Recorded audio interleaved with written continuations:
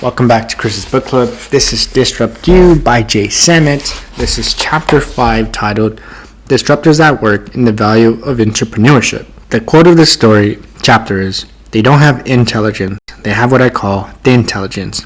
They see the immediate situations, they think narrowly, and they call it being focused. They don't see the surround, they don't see the consequences."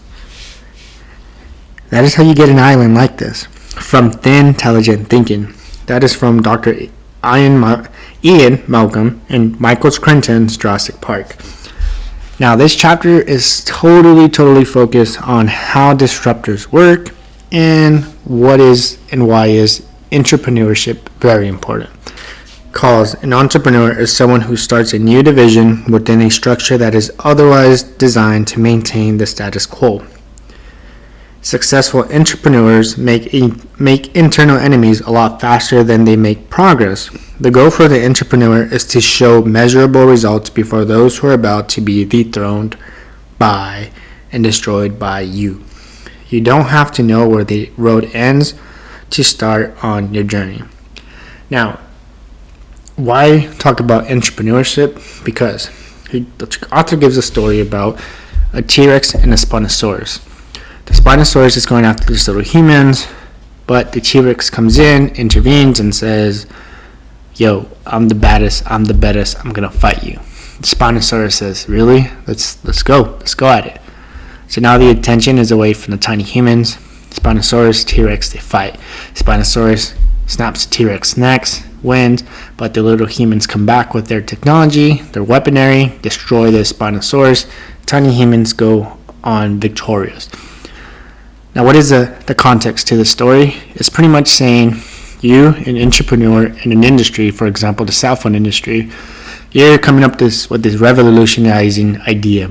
T-Mobile, AT&T are going at it back and back. They have no idea what you're doing. They're about to be blindsided. Boom, they get blindsided. Why? Because their attention was away from you. They were distracted from each other. So that gave you, an entrepreneur, an opportunity. The hard truth that I learned as an entrepreneur was to be fearless when you know survival is at stake. There are 3 classic traps of corporate success. The first is a resource trap, in which companies overinvest in antiquated systems while ignoring new opportunities. The second is management psychological trap, in which lengthy planning cycles deprioritize anything that isn't core to past successes. The last trap is failure to plan for an evolving future. Now, they give an example of Kodak. Kodak, who was in photography for 124 years. 124 years in business, right? And they were so focused on staying in upstate New York, not moving out there, just keeping everyone that knew photography inside their industry and did not try anything else. They didn't want to get into digital technology. To them, it was a career suicide.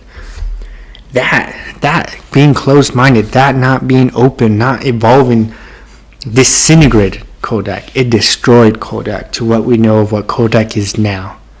Just a vintage t-shirt, basically. This is the intelligence Michael Crichton describes in Jurassic Park. All planning is centered on beating the existing competition, and little time is devoted to reinventing their industry or the structure of their businesses. The majority of resources go to maintaining a multinational company's ranking in the existing ecosystem. Very little attention is paid to initiatives that could cannibalize current revenue streams. When Steve Jobs launched the iPod in 2001, he had trouble getting retail distribution for his product, while Sony Walkmans were sold in over 14,000 locations in the United States. Dominance was one of the reasons Apple was forced to go it alone and launch the Apple Store in 2001. This ended up going and invading the giant's turf and smote the mighty dinosaur, the mighty Japanese dinosaur. Now, instead of being told no, instead of being told you can't make it happen, instead of presenting your idea and for them to say that's not going to work and then giving up, instead of doing that, instead of just stopping, these entrepreneurs made it happen. They went out there and made their dream a success. They said, I will still make this happen with or without you. And that is what it's all about when it comes to entrepreneurship. The industry is already created, but if you're out there trying to revolutionize it and no one believes in your revolution, don't give up, right? It could lead into the next big Amazon. No, I'm just kidding. But Amazon is an amazing example. This chapter talks about OPM, other people's money, talks about the opportunity that anyone as an entrepreneur has, talks about how CEOs are just focused on the short-term gain instead of the long-term gain, and that itself is suicide. It also talks about how in order to be an industry-changing person who's gonna revolutionize the next big thing, then you have to think of the long term. Just like, for example, Amazon. Jeff Bezos wasn't just focused on the short-term gain, he was focused on the long-term gain. So even with all that collection of debt, he did not give up because he knew and understood that if he made it to the end, he will see his baby grow and flourish and to be the best out there. But the reason why this author talks about this in this chapter is because let's say we go into an industry we're trying to change from within. There are going to be CEOs who are going to look and see what you could do for their business. Because CEOs are as well human beings.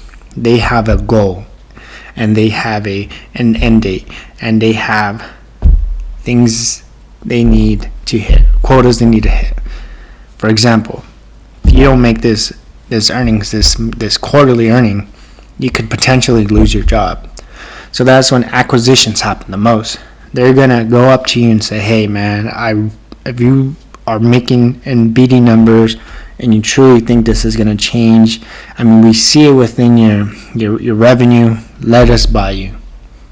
That's your big shot right there. Collect your $700 million and go. There are two types of people in this world: those who look for opportunity and those who make it happen. And the short sight approach to overpay today for future top line growth is why there's so much opportunity to profit from breaking existing value chains. CEOs will gladly overpay for your company if the acquisition enables them to keep their job. Now, the author gives an example about animalhouse.com, which I never heard of until I read this book. And animalhouse.com was an idea he pitched to Universal Studios at the time when he worked for them, and they shut it down. And it was about a technology, and it was kind of like a social media platform, kind of like Facebook, in a sense. And instead of just giving up on his dream, he decided, you know what? There's other investors out there that I could take money from, right? Who could really sponsor this, and they did, because what this social media, that's what I'm going to call it, the social media website did was give them what they needed. They needed more customers. They needed more spotlights. Like, they needed more advertising. And he brought that with animalhouse.com. Animalhouse.com started bringing in so much revenue for Universal Studios that they made him a president of a certain department. And I was like, damn. But that itself, right? Instead of taking no, instead of saying, you know what, this was an opportunity that could have been good and then let it go, he made something out there and made it happen. And that's when Animal House was created. He sold Animal House for money, and then, whoever took over Animal House ended up, not doing so good. I've never heard of it, so, yeah. Anyways, that's what this chapter is. It's really based apart. It's really focused on how you can make a difference and how your difference could be bought off, how your difference could actually make money. So if you're questioning whether this could work or not, just give it a shot. Don't even look at it as an opportunity. Look at it as something that you can make happen. If you go out there, present your idea, get to know, there's other people's money out there. There's a ton of investors out there who are willing to pay you big money. You just got to find the right one that you've convinced, and I guarantee you, bam. And I mean, you never know who it is, right? You never know who's going to come up, listen to your idea, and say, you know what, how much do you want? Or how much can I pay you to work for me, right? So if you're questioning yourself on whether you can make it happen, just go out there and make it happen. This chapter itself really just told you there's money. There's money out there. There's no excuse why you shouldn't make something happen. But That's pretty much it. That's pretty much what I got from this. Yeah, I mean that's what I got. There's no reason why you should get started. Basically, there's no reason why you should try. There's no reason why you should give up. There's gonna be a moment in your life where you're gonna thank yourself for continuing going, and that's it. But that was chapter 5. Chapter 6 is titled "In Search of the Zombie Idea." No sneak peeks for that one either. But again, if you like this video, if you like this chapter, please subscribe and like this video. Damn it, I dropped this mic. Anyways, hopefully this works and you guys like it. If not, then I'll go back to the other cell phone audio. But yeah, man, chapter 5 was really kind of like, hey, there's really no reason not to try. Really no reason not to give. There's really no reason to give up. There's really no reason not to give it a shot. So go out there, man. There's opportunity. Make it happen. Thank you for watching this video. Like it, subscribe, and come back for chapter 6.